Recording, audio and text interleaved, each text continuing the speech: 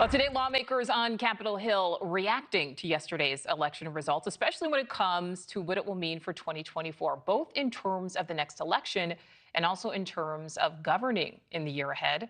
Correspondent Joe Connell live for us in Washington. Joe, the takeaways from Tuesday really vary depending upon who you ask.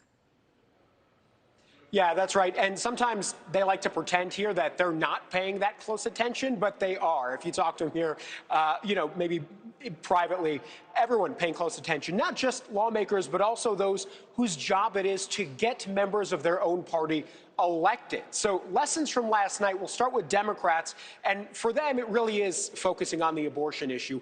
The fact that they saw in Ohio, a now ruby red state, no longer a swing state, that measure passed by 13 points there.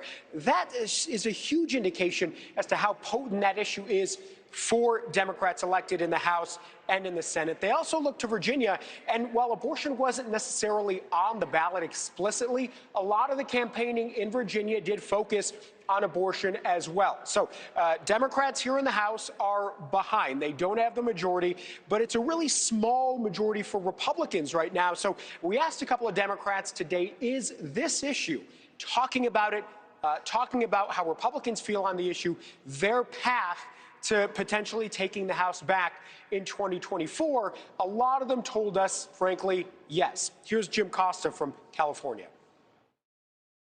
Even in red states, we've seen a combination of what I believe are not only Republican women and men, but independent voters who say, you know, this is not an area where the government ought to be involved. Now, on Republican side, I just spoke with a Republican member here privately who told me, look, the key Republicans need to take away from this is that they should stop talking about specific numbers, specific timelines, 6 weeks, 15 weeks. They think that it could be a potential loser politically for them to mention any specific numbers or times. They just want to say, let's talk about a culture of life. So clearly, you ask 5 Republicans, you get 5 different answers, but they all agree that their messaging on the issue does need some help there. The other thing is popularity of President Biden.